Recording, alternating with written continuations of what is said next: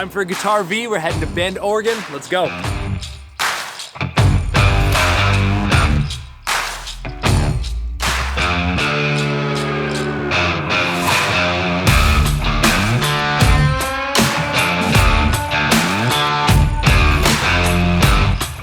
Big truck. Shout out Olympia Coffee, man. This is what I have at home, and it felt fitting to put it in the big rig.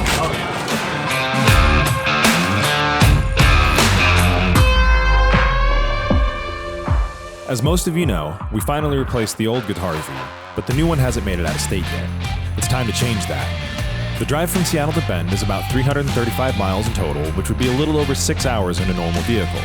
However, taking the journey in a 40-foot RV with stops to stretch, swap drivers, top off the fluids, and pick up supplies would lead to a full day on the road, with a halfway point marked by stunning views through the Mount Hood National Forest.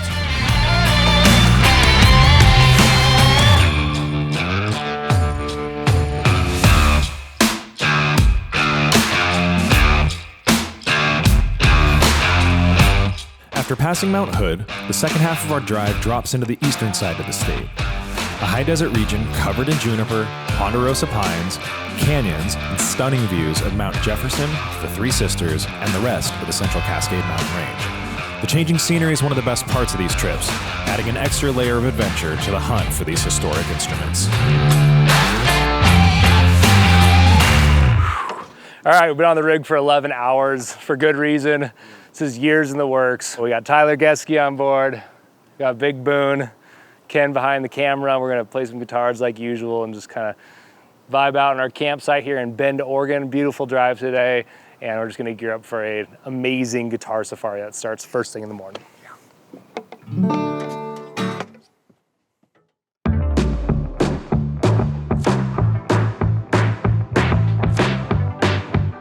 All right, morning everyone. It's been a beautiful morning. Tyler and I went on a run surrounded by mountains and just kind of taking it in. We're meeting up with a guy named Tom today, who I'm gonna let him tell his story. It's totally glittered in rock and roll and everything we love in vintage guitars. I've been talking to Tom for years about one of his special guitars. He's got a few, but this is definitely the crown jewel. It's a first year Les Paul Burst, so 1958 Gibson Les Paul Standard, the Grail. There's 3 years they made that. This is the first year. It's uncirculated, meaning it hasn't been bought and sold several times or been on the market. It's not in the Burst serial guide. There's a lot of provenance with this instrument, personal provenance and kind of history with Tom and his musical career. So it's a big deal. To say that we're honored is an understatement. You know, these things are precious, they're intimate, and this is one of those. For guitar hunters, if you will, or vintage guitar shops, this is like a dream come true. Flying V's, Explorers, Burst, those are the big ones. I don't know how many are left like this.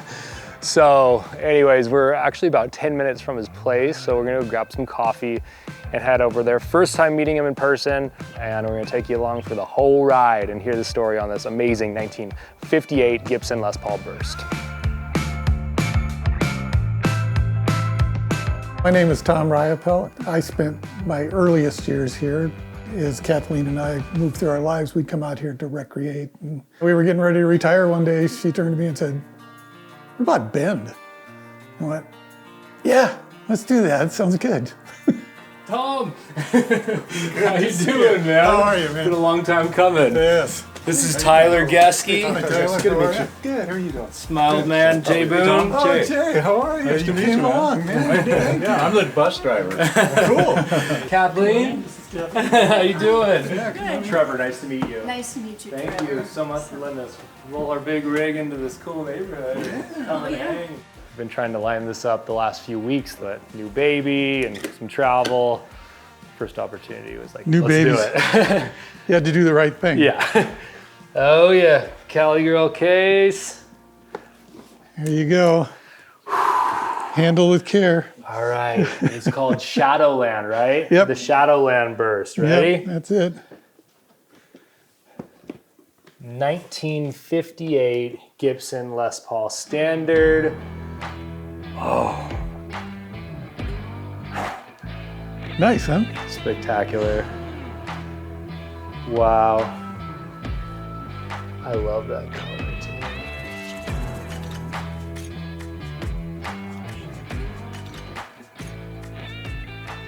You can tell it's got the bigger frets on it. Probably replaced at some point. Yeah. Due to the serial number, it's going to have, 58s have those tiny little frets, and I liked it with a little more beef. I do too. Yep. I do too. Especially if you want to move them. And yeah, I mean, some of the pictures I was thinking and it's a plainer top, but there's really cool action on top. Yeah, it's got little some stripes in it. Yeah, it's got some personality for sure, but what a beautiful color. It's impossible to recreate just this deep, beautiful amber that these get. And the binding, the way that binding fades out, or, yellows out, it's gorgeous. Wow. You still pull it out, play it? Oh, yeah. Yeah. How can you not? Well, you've got some other cool guitars too, man. You've got all the flavors of the ice cream shop in there. Yeah, I did like the Les Pauls. Yeah. Seeing Dwayne Allman was really the clincher. Gosh. Those So, slide tones. we'll get into the whole deal on this. I told you guys before, but this man is a legend. He has a really, really cool musical career that, honestly, you didn't tell me till the very end. We've been talking all this time, and you're like, I'm going to kind of give you a little background on some of my musical history. I'm reading. You should have started with this. Looking back, yeah, I've had it a long time. So technically 2 owners. I almost want to say 1.5 owners. No, it's 2 owners, but it's uncirculated. This is unearthed. I mean, you've had it all those years, played rock and roll with it, put it to good use. It's not in any of the burst books, the burst serial. I mean, this is crazy. Nope. I've always, because it is what it is, I've always kept a low profile, and people who know, and I've got some good friends who are into instruments who knew about it, but there was a point where I went, I'm just going to keep it, and as long as I have it, I'm going to enjoy it. Every single one of these, you pick it up and it's just, you just feel it. And they do sound pretty good. Okay, well, we're gonna get to this. I wanna hear you play it. I know you have some other guitars in that room. Yeah. I kind of saw you walk in there, I haven't seen. Is that the music room over there? Yeah, got a little studio in there. We'll be And back. store my stuff. Let's check it out, man. That actually belonged to my dad, who worked for the railroad. Look at that. And he worked in grain sales for the Sioux Line, and he had that in his office for a long time. And when he passed, I said, I got to have that chair. What a perfect studio chair. Our shop is filled with things like this. I'm always looking for funky furniture. Yeah. And, come on. It's very unusual. All right, back to guitars. Back to guitars. Well, so you got some tweed. Got some Princeton. tweed. Is that a Harvard? That's a Harvard. Oh, man. I got a Pro over here. I got the Princeton and the Harvard, and I really love that Harvard. It just has some extra special. Yeah. But I've liked all the tweeds. And if you need reverb, of course. Yep. I'm going to guess that's a boogie. Mark IIB. Okay. Yeah. It's just that little slant right there. You need both hands to lift that thing. Man. Yeah. Once you get it up the stairs, it doesn't go down, right? No. It is one heavy amplifier. Why do you prefer the Harvard? It's just a little bit mellower sound. I like them for their straight in sound, not so much, pedaled up. Mm-hmm. They just have a nice, smooth delivery. This Princeton I find to be pretty much the same sort of a tone, a little quieter, but they both haul ass. I mean, if you turn them up, they 4 watts can sound like 100. Yeah. So, yeah, I was partial to them. It's odd that they became so popular. Yeah. But when you hear about them and start playing them, you know, you feel the difference. All right, let's see the guitars you match these up with, man. Now let's see what I got here. In my grab bag. 50s Junior, the original tuner buttons on them. Wow, you're a brave man. Let's see. Oh, it's light. 55. Gosh.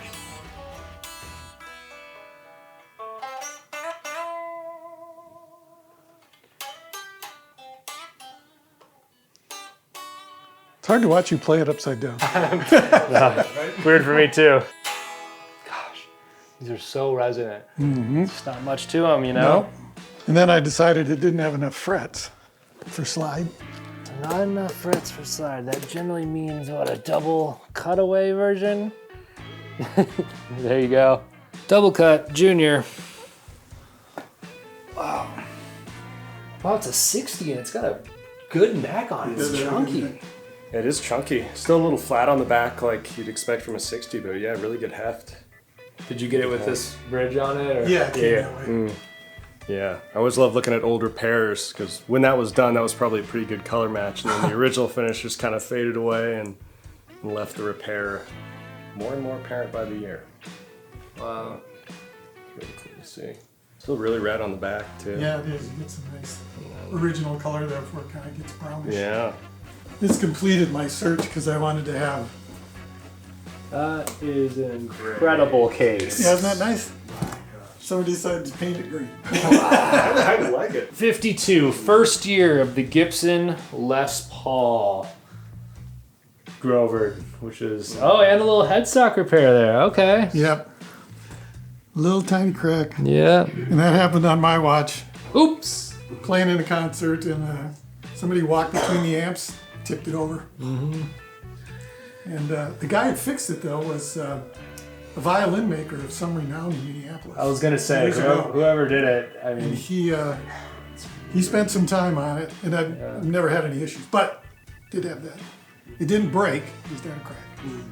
it's always nice to hear when, you know, back in the day, rather than take it to some hillbilly down the street, when you actually took it to a violin maker, you know, they're meticulous, they're gonna get it done, it might take a few years, but. He was like 5th generation. Jack plate replaced. I think it's also one of these that is not Yeah. the 5/8. When I got it, it was probably the first of the series of what I've got here. And I played it out for quite a while. I bet after playing that 58 and coming back to this, you got, huh. They improved a couple things. 52, they're just like the fancy guitar. I mean, they really No look like. serial number. Yeah, no serial number. Also predates the poker chip. As you can see, it's a. I found that in a pawn shop in Milwaukee. What year? Early 70s. I traded a 1962 Les Paul Custom with the Like white? white with the Green pickup? flower Ebony block? Oh, God. sideways vibrato. Can you redo the deal? Yeah. Yeah. So then I had a 52. I thought 55 was the first year for junior, but I hear there are some 54s out there. 60 for the double cutaway, and the 58 for the burst. So I went like first year of all of the Pauls is what I was trying to Wow. Oh my God. take it out.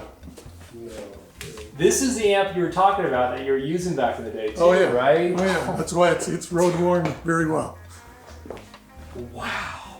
That is what a Marshall is supposed to look like. Right. Oh my gosh. 1987. 50 watt. I saw a couple gigs. You did. Wow. Got 2 original greenbacks and 2 greenbacks that were reconed at one point. Does it still work? Yeah. Yeah, I plugged it in, played it the other day, and still fires up. Man, that is like one of the coolest Marshalls I've ever seen. That cabinet is, God, it's like a couple headstocks went through that, but no, it's seen some gigs, man. That is just beautiful. Definitely seen some gigs. Is this 50 watt? Yep, Yeah. 50 watt and a 100 watt box. Did you ever do the full stack? Yeah, I had the 100 watt too. The 100 watt I lost at a concert we were playing in Duluth, Minnesota. Seated auditorium. Marshall Crenshaw we were playing with. And we opened, started playing about halfway through the first song. I could smell something, but all the way I turned around and my 100 watt was literally in flames. Just on fire. Flames, red flames. Flames coming out. In a seated auditorium. Had to get the CO2 thing out and spray it off, and I didn't have a spare. So I ended up playing through a bass head. That was not a fun show. 58 bursts in that Marshall. Come on. That is rock and roll. In the 80s, around the Shadowland time, the last record in New York, I got nominated at the Minnesota Music Awards 6 times for Best Guitarist. I got nominated for Best Instrumentalist twice and a Musician of the Year twice. The second time was with Prince and Jesse Johnson, and you can kind of guess who won.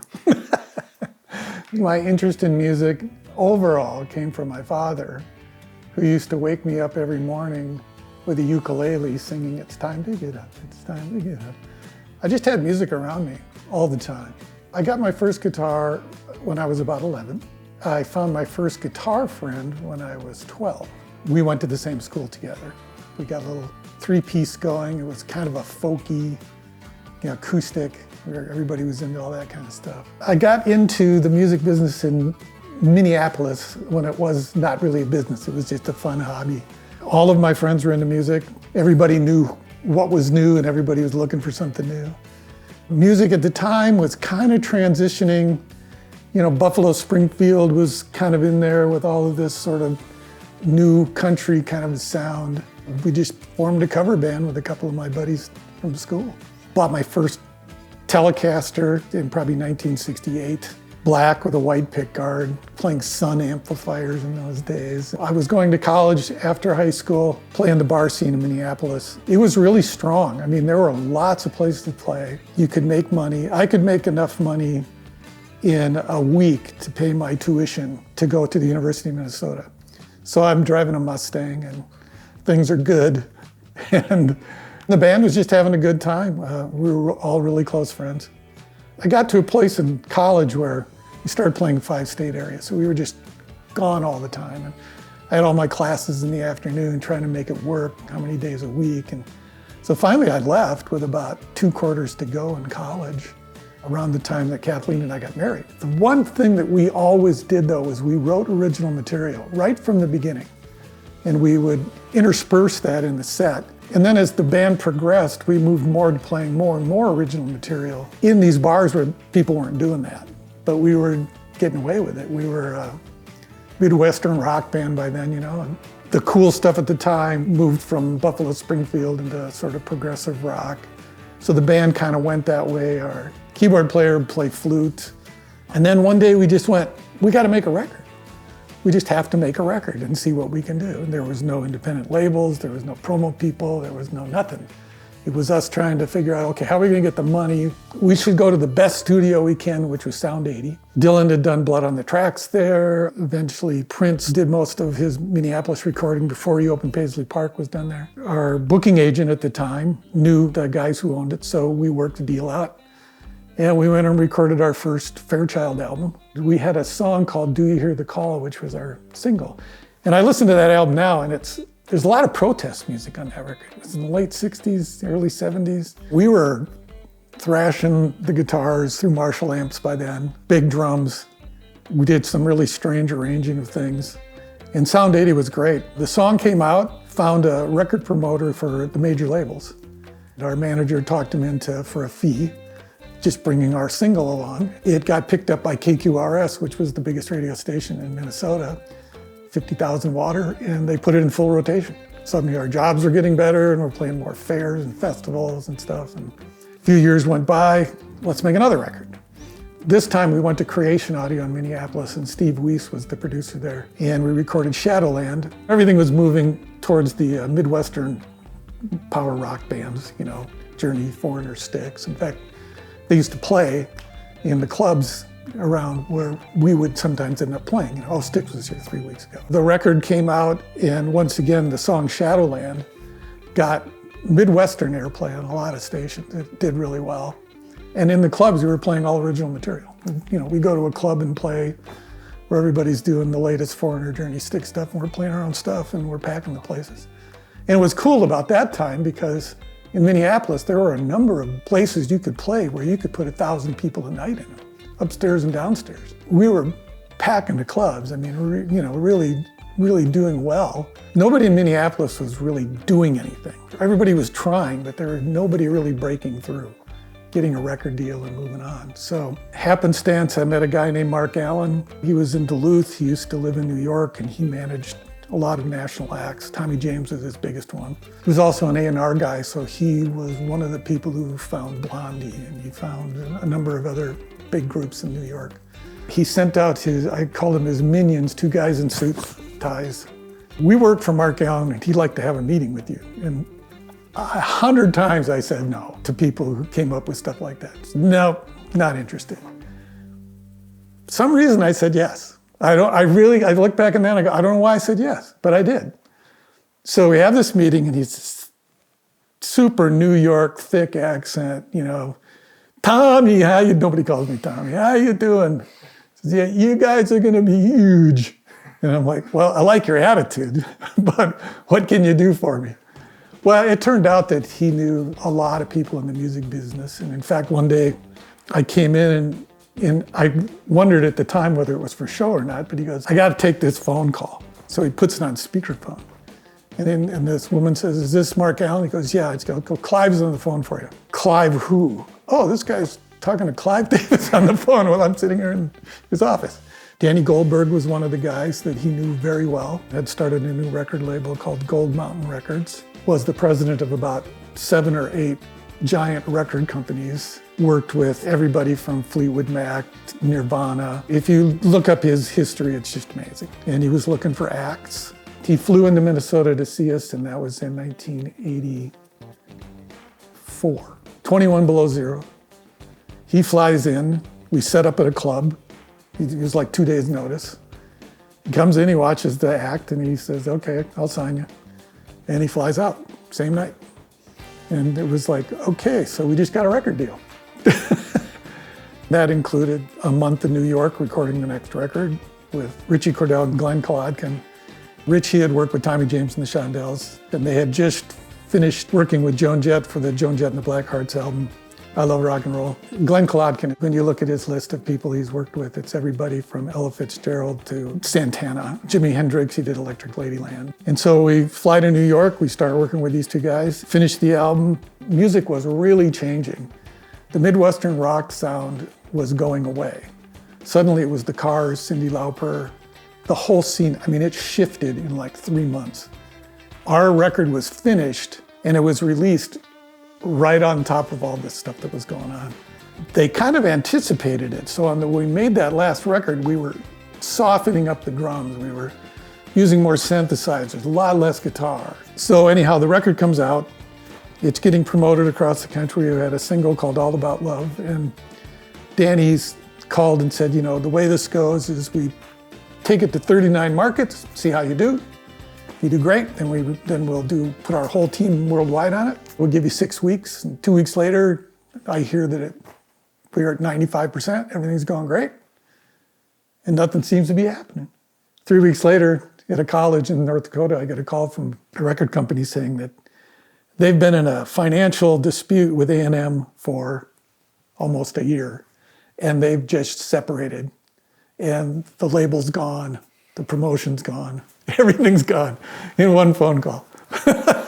Came back, regrouped, and within a couple months, our drummer decided he couldn't do it anymore. Keyboard player left, and so the management company, Mark's management company, hired me.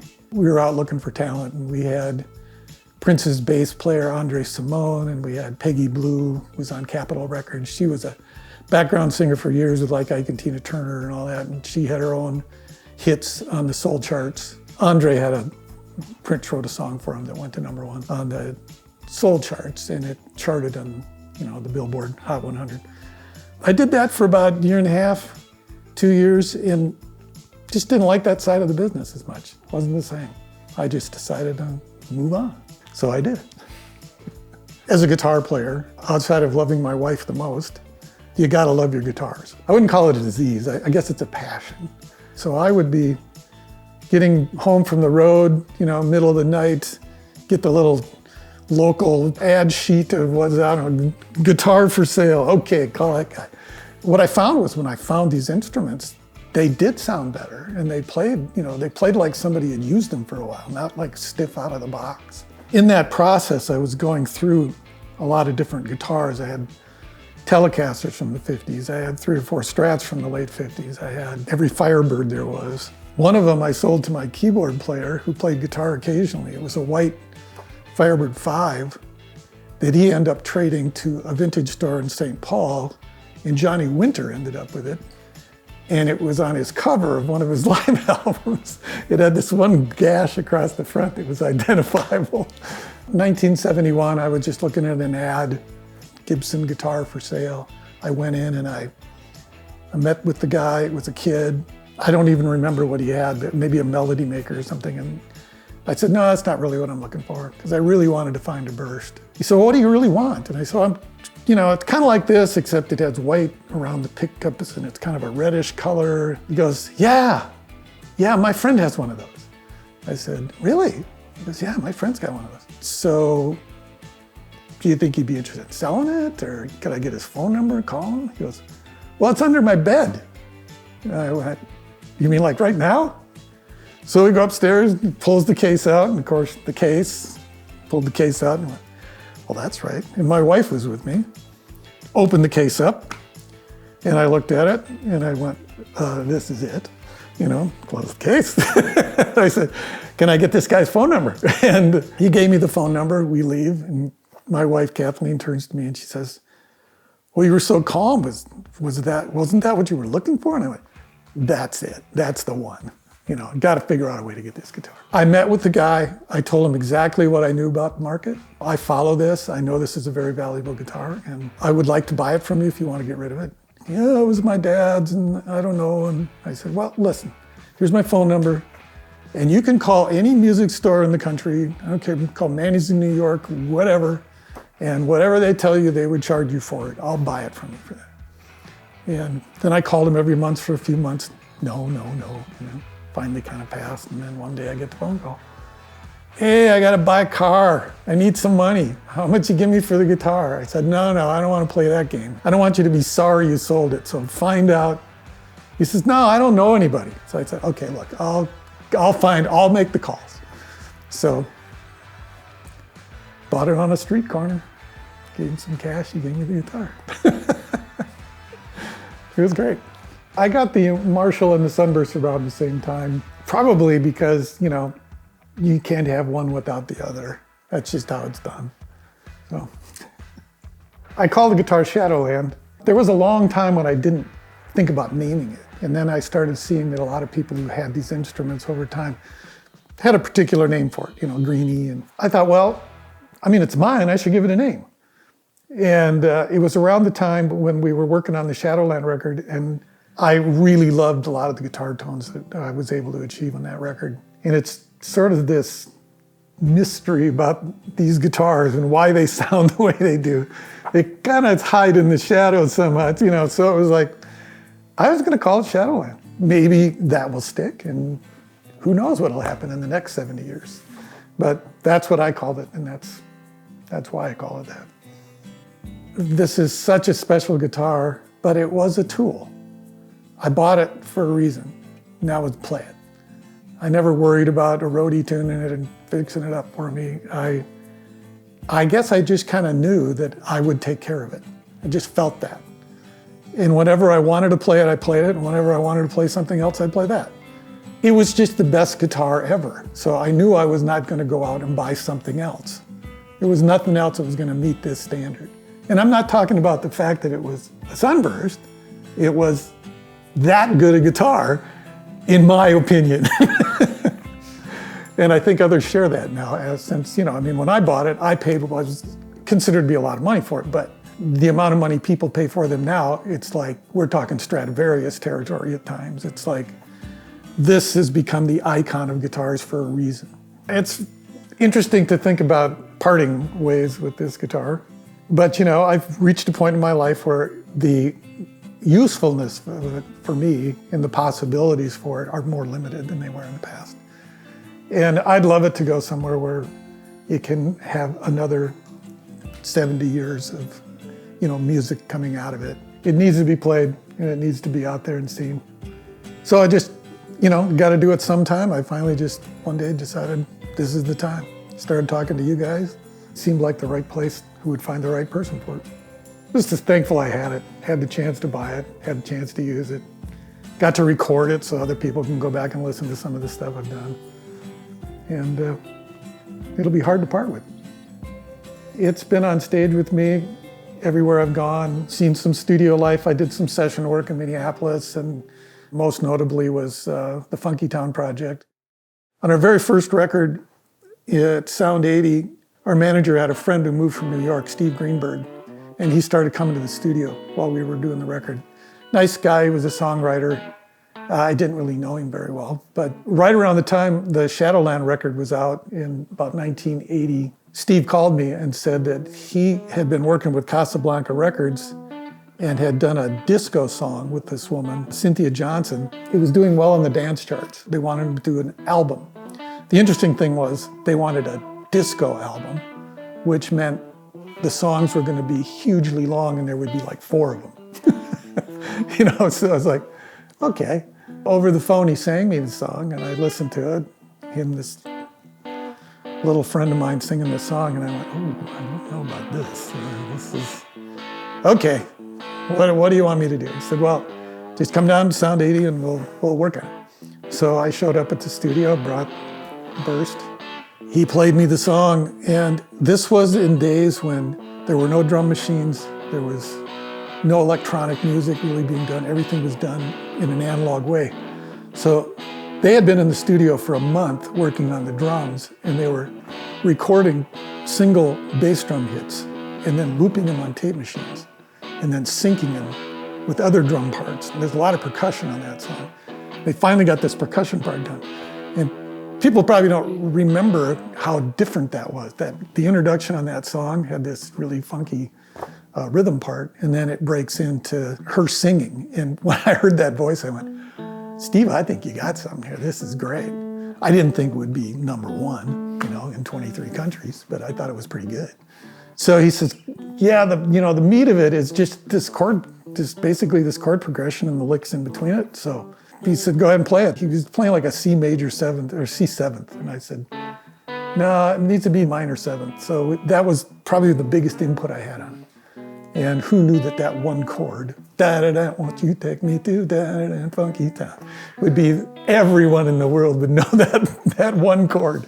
So it was great, went in, we did it. I used the guitar on one of the tracks, but they weren't sure that they didn't want a Strat for it, so they had one in-house they brought down, so I played the Strat part, identical part to it. And basically I left and went back on the road with my band. He called me later and said, it's going up the charts, it's like 50, it's going up, it's 50. I said, on the dance charts? He goes, no, on the Hot 100. It's crazy. And then he started having panic attacks, he told me, and he'd call me, it's #7, it's #3, it's gonna be #1 next week. He was just freaking out, and I'm playing my rock music with my rock band.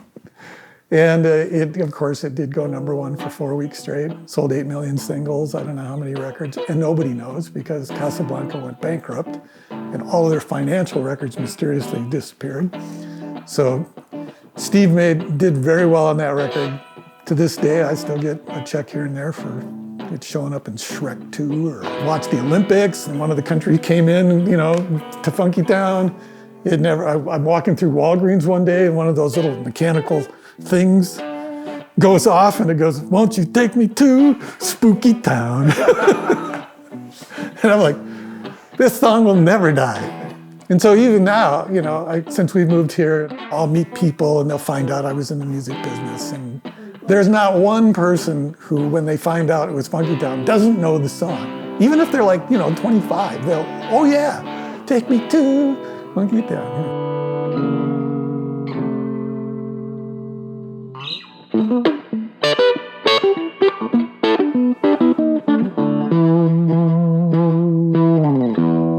The reason that guitar is so special is because it was undeniable in its impact on music.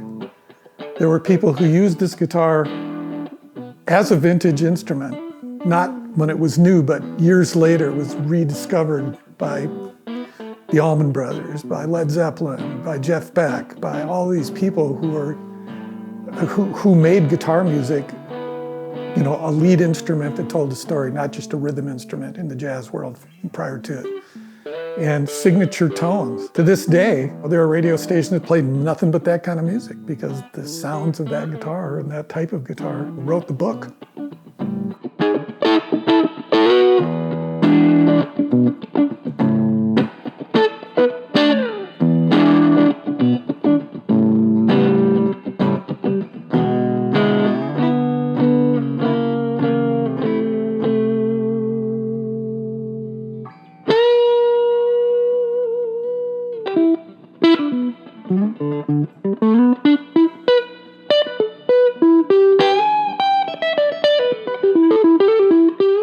they sing. It's got a voice. It's like when you're playing a lead on that thing, it's like someone singing something to you. It just gets in you, and it gets into people who hear it because they go out and buy all the records. You know, and what's your favorite guitar solo of all time? There's a really good chance it's on an old burst.